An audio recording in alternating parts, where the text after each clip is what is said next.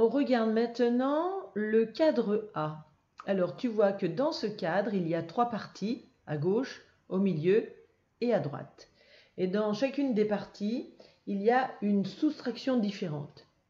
Et tout en haut, on nous demande, faut-il dégrouper une dizaine ou non?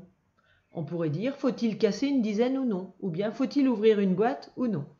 Alors, si on regarde celle de gauche, 45 moins 2. Ah ben, il y a Pigby, t'as vu, il fait la sieste, tellement il se fatigue pas. Et il dit, facile! Et oui, parce que là, il n'y a pas besoin d'ouvrir une boîte, d'accord? Il suffit de savoir 5 moins 2, on en barre 2, et on voit tout de suite combien ça fait. Ça fait 4 dizaines et 3 unités, c'est-à-dire 43. Tu peux écrire 43 là. Je vais peut-être le faire aussi, moi.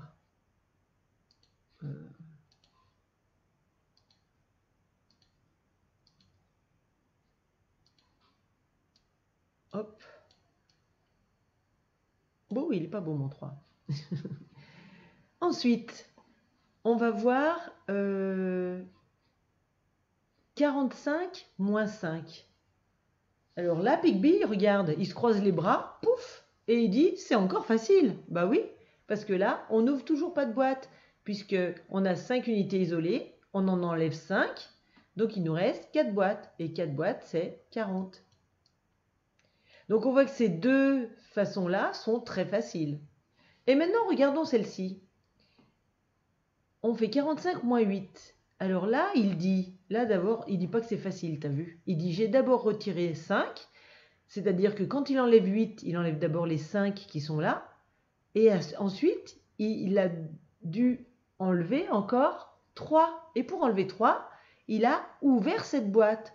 Et donc, imaginons que cette boîte, il y a 3 jetons de moins, eh bien, il en reste 7. Donc, il y a 7 unités isolées, et puis, il ne reste plus que 3 boîtes pleines, et donc, on peut dire que 45 moins 8 égale 37. Alors, c'est vrai que celle-ci, elle est un petit peu plus difficile à calculer. Alors, comment on fait pour les reconnaître? Eh bien, regarde, quand on enlève un petit nombre, plus petit que le nombre d'unités, c'est-à-dire qu'on enlève un nombre de jetons, mais on a suffisamment de jetons isolés sans ouvrir une boîte. Ça, c'est très facile.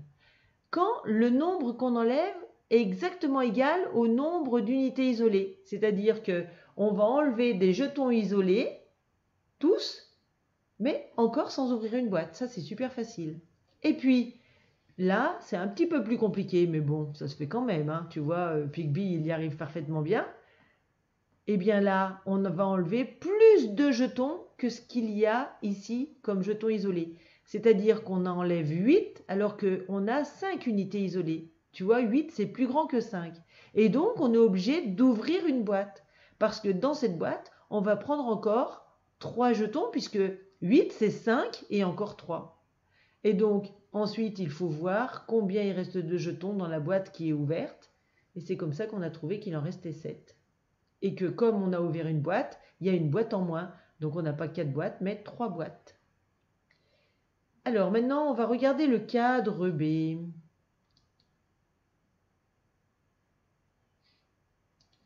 Alors dans le cadre B, on nous dit, bah non, on nous dit, fais une croix devant les soustractions difficiles et calcule-les. Et calcule les autres, pardon. Parce que calculer les difficiles, c'est compliqué. Par contre, les difficiles, après, tu les recopieras là et tu pourras les dessiner. Alors, on va les regarder ensemble. 36 moins 4. Alors, est-ce que c'est une soustraction difficile? Eh bien non, parce qu'on enlève 4 et qu'il y a 6 unités isolées. Donc, on enlève un plus petit nombre que le nombre d'unités isolées. Donc, celle-ci, elle est super facile, d'accord? Ensuite, 35 moins 7. Alors là, on enlève un nombre, 7, qui est plus grand que le nombre d'unités isolées, 5. Donc là, qu'est-ce qu'on va être obligé de faire? On va casser une boîte. Donc celle-ci, tu peux mettre une croix devant, parce qu'elle est un petit peu plus difficile. 59 moins 10. Bon, ça c'est facile, parce que, regarde, moins 10, il suffit d'enlever une boîte. Donc ça se fait tout seul. 47 moins 7. Eh bien là, on enlève 7 unités isolées, mais comme on en avait 7, eh bien on n'a pas besoin d'ouvrir une boîte, donc c'est facile. 52 moins 6, on doit enlever 6 jetons, mais il n'y en a que 2 qui sont isolés. Donc là, on est obligé d'ouvrir une boîte. Et donc, on va enlever, pour enlever 6, on va d'abord en enlever 2 et ensuite encore 4. Hein. Donc, il va y avoir une boîte de moins. Et celle-ci, elle est un petit peu plus difficile. Donc, celle-là, tu vas la dessiner, tu fais une croix devant. Et 41 moins 8, eh bien, c'est pareil, on enlève un nombre 8 qui est plus grand que 1. Et donc, il n'y aura pas assez de jetons isolés pour en enlever 8. On va être obligé d'ouvrir une boîte. Et donc, tu peux aussi mettre une croix devant celle-ci. Alors, ces trois soustractions-là, 35 moins 7, tu vas l'écrire ici. 52 moins 6, tu vas l'écrire là. Et 41 moins 8, tu vas l'écrire là. Et ensuite, dans cette partie ici, tu vas dessiner comme pique-bille, comme on a vu dans le cadre A.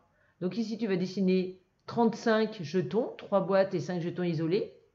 Et ensuite, tu vas en barrer 7. Donc du coup, il va peut-être falloir que tu dessines aussi une boîte ouverte pour pouvoir barrer les jetons qu'il faut. Ici, tu vas en dessiner 52, c'est-à-dire 5 boîtes et 2 jetons isolés, et tu vas en barrer 6. Et là, tu vas en dessiner 41, et tu en barreras 8. Et puis aujourd'hui, tu fais la file de boîte qui est en bas, on appelle ça aussi une bande numérique. Et donc, tu vas imaginer qu'on remplit de jetons toutes les boîtes à partir d'ici et jusqu'au nuage.